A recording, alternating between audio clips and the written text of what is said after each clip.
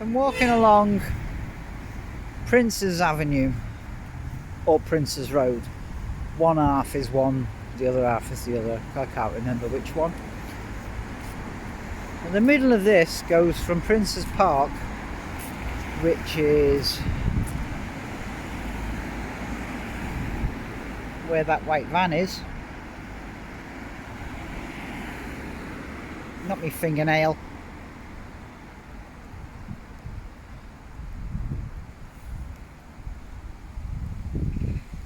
Where those cars are coming from is Prince's Park. Prince's Park was completed in 1845, 43, 45, something like that. This road was actually completed in 1848. Now, back in the day, this was the Park Lane of Liverpool. So all your rich dudes would be living here. See, that would be one house for one family. Maids' quarters at the top, servants, and then families. And I think they had basements and all, but I'm not sure. Can't see any windows. Maybe these ones didn't have basements. I've just been told to get out of the way by a bike because I'm on a cycle lane.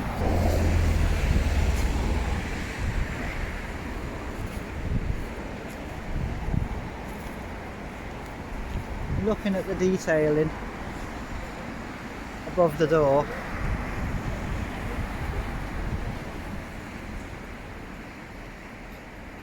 That one's being refurbished. So yeah, there was a lot of money in this area back in the day. There's not so much now. These are nearly all flats. So a couple of years ago, this area went through regeneration to the tune of £4 million. £4 million to build a path in the middle of a dual carriageway with 12 benches along it. I mean, don't get me wrong, I like sitting down and I can understand because elderly population in the area did want to sit down every 5 minutes. But it's about community. You know, if you can sit down and have a chat with somebody, then that's what it's all about.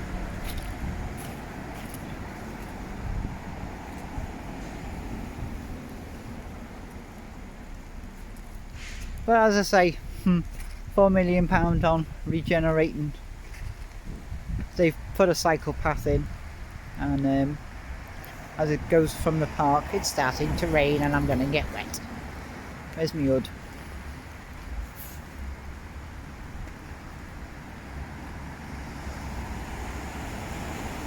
So they may have done the regeneration of the roads as well.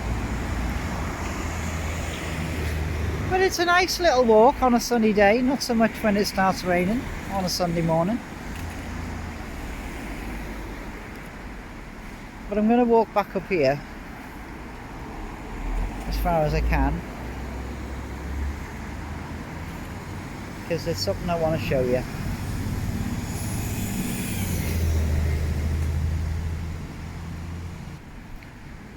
But it's quite a nice little walk. Rather than walking on the pavements on the side where all the cars are parked on the road. Because you can't get past there because the car's parked on the path. Because there's no parking on that side. But there is parking bays on that side. That might have been part of the regeneration. Now this in front of us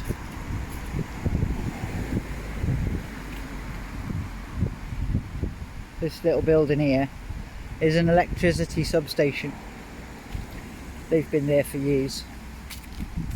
They haven't been regenerated. There was talk about letting local street artists paint them.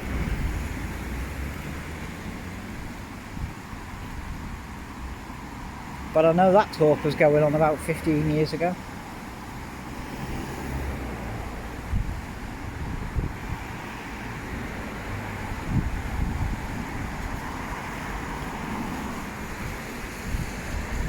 Princess Boulevard and its surrounding streets have long been a vibrant black music entertainment tradition, with sounds travelling across from the Atlantic and other port cities. When the diverse community residing in the South Dock area suffered the Luftwaffe bombing raids, they took refuge in Liverpool 8. This is where we are, this is Liverpool 8, where the black nightclub culture began to emerge. By the 1950s, Liverpool 8 had the highest concentration of nightclubs on Merseyside.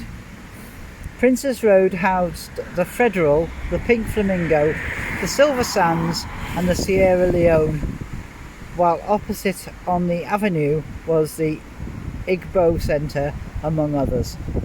There were over 40 clubs within a 2-mile radius, established largely by migrant seafarers who had settled in Liverpool and their partners, catering to eclectic tastes in music, styles and sounds. They were the place to dance, eat and drink after regular closing hours.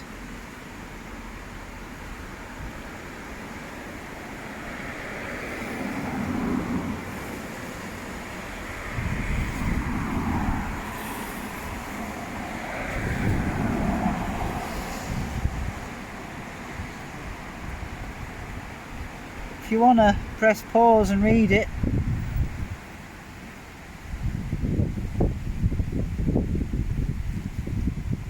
if you want to listen to me reading it.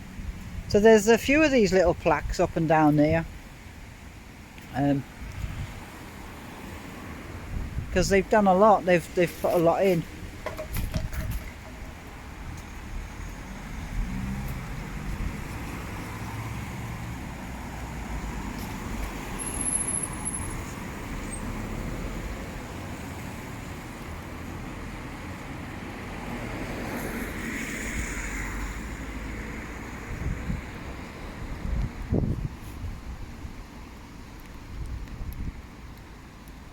Press the button, because I know what it's like to be run over and I didn't like it and I don't want it to happen again.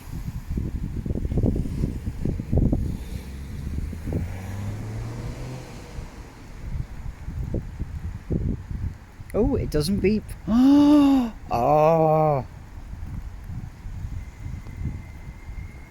somebody's going to get told off. It's supposed to beep. So, you've got £4 million being spent on park benches, paving slabs, plaques,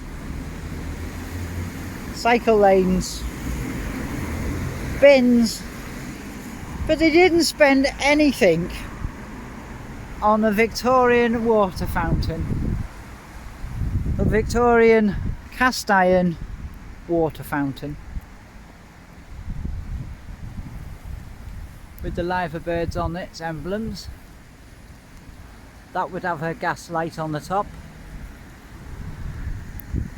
That would have the bowls and the water coming out of there. Not a bean has been spent on it.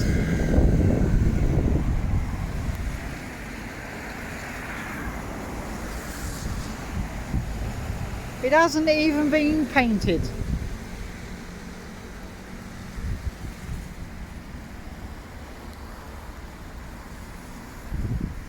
Hey ho! Oh, they've put a light in the ground.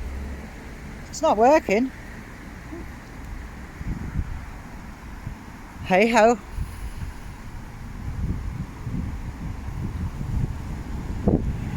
So this is just me trolleying along in the rain, looking like a noodle. Walking down a path. Oh look, post box. I'll have a look and see which one it is in a minute. So you could have a good conversation here.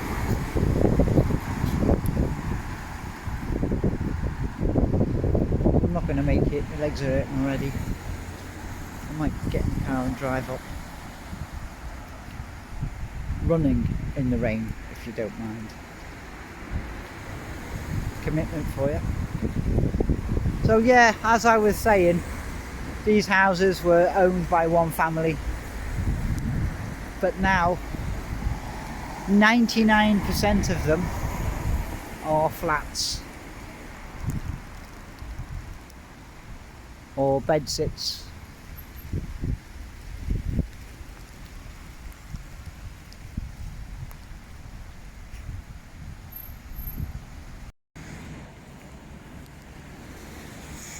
So I've just driven up to the next two junctions up, because there's no way I'm walking it, to bring you this bit. Now this is L8, and L8 is Liverpool 8, and Liverpool 8 has a very large black community, because Liverpool has the oldest black community in the UK. With some families being able to trace their families back 10 generations. Now I've driven past this loads of times, and I've always thought it was a monument to slavery, so that we don't do it again, basically. But apparently it's not. It is to signify the links from the ship to its anchor, because Liverpool is the anchor and the ships always come home to it. This is the ship's base. So there's voyage,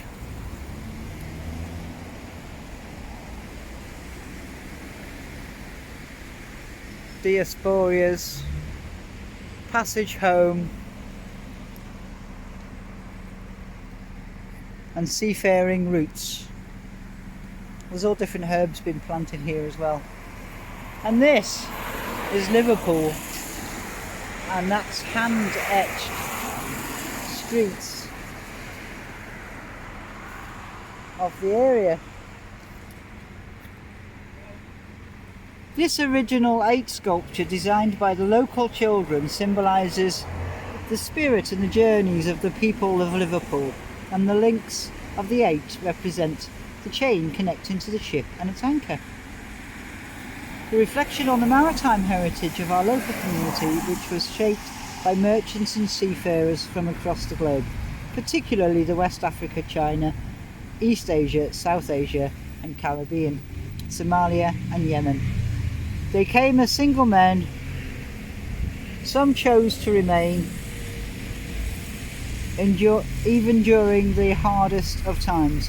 Often they married and settled with local women, and many of them Irish, had extended and diverse families. The area relationship to the sea has created a community where culture is shared and creativity flows. The L is etched with 1800s map of Liverpool 8.